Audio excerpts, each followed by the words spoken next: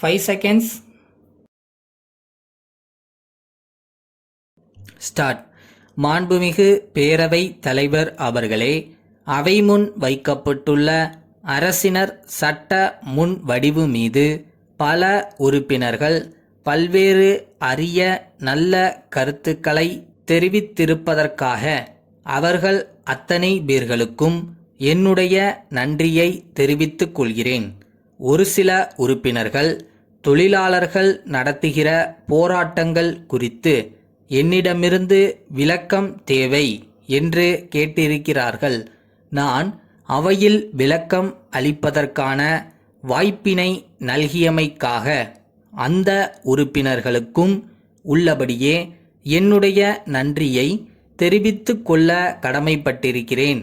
தொழிலாளர்கள் பிரச்சனை சம்பந்தமாக கோவையிலிருந்து தொழில் அதிபர்கள், தொழிற்சங்கங்களினுடைய பிரதிநிதிகள் மற்றும் அரசு சார்பினர் ஆகியவர்கள் கொண்ட முத்தரப்பு பேச்சுவார்த்தை கலந்துரையாடல் கடந்த சில நாட்களுக்கு முன்பு இதே கோட்டை பகுதியிலே நாமக்கல்லார் மாளிகையிலே நீண்ட நேரம் நடைபெற்றதை மாண்புமிகு சட்டமன்ற உறுப்பினர்கள் அனைவரும் நன்கு அறிவார்கள்.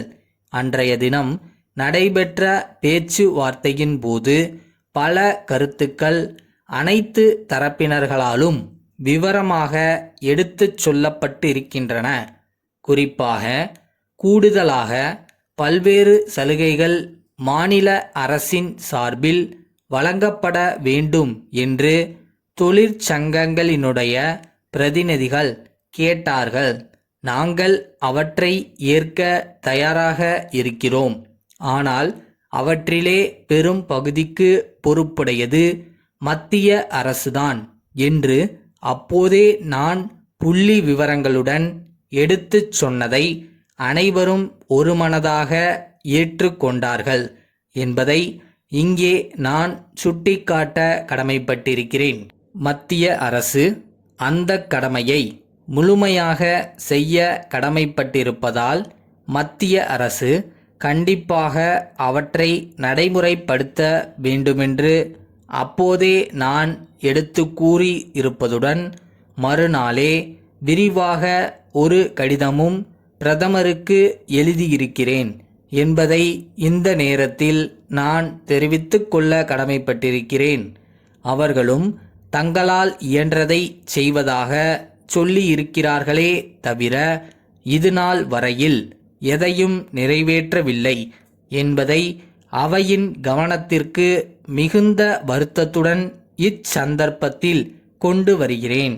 மத்திய அரசு தாமாக முன்வந்து நமக்கு இருக்கின்ற பெரும் சுமையில் பங்கு கொள்ள முன் வருமேயானால் மாநில அரசு தன்னால் இயன்ற எல்லாவிதமான உதவிகளையும் செய்ய தயாராக இருக்கிறது என்பதை இந்த சந்தர்ப்பத்தில் தெரிவித்துக் கொள்கிறேன்.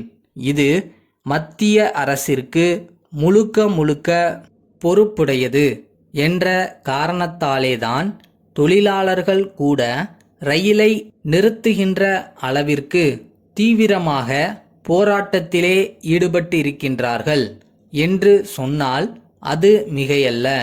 பொதுவாக இப்படிப்பட்ட அறவழி போராட்டங்கள் வேண்டுமென்றே திட்டமிட்டு அரசுக்கு எதிராக நடத்த வேண்டுமென்று நடைபெறுகின்ற போராட்டங்கள் அல்ல.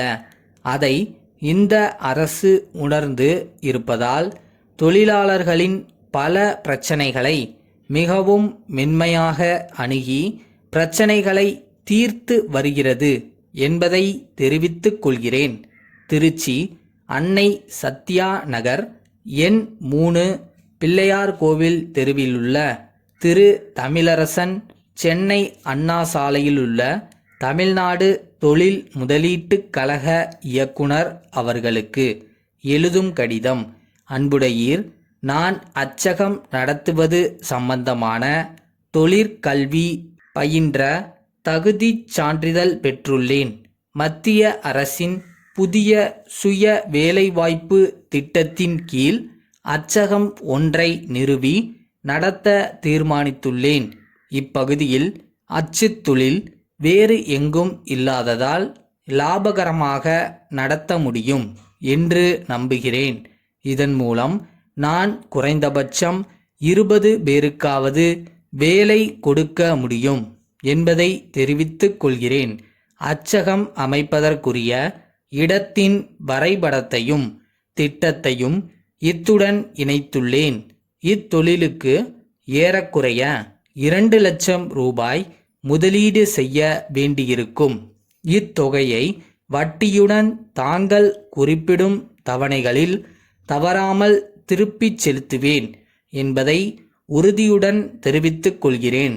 வேலையற்ற பல பேர்களுக்கு சுய வேலை வாய்ப்பளிக்கும் இத்திட்டத்திற்கு தாங்கள் தயவு செய்து ஒப்புதல் அளித்து விரைவில் நிதி உதவி வழங்குமாறு பணிவன்புடன் வேண்டுகின்றேன்.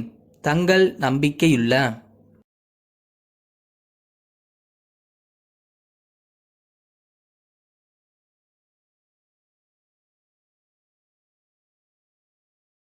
ஒரு முறை தோத்ததுக்கு அப்புறமும் தன்னம்பிக்கையோட தைரியமா எந்திரிச்சு நின்று அடுத்து ஜெயிக்கிறதுக்காக ஓடுறான்ல, அவன் ஒவ்வொருத்தவனும் மாவீரன் தான். நீங்க எப்படி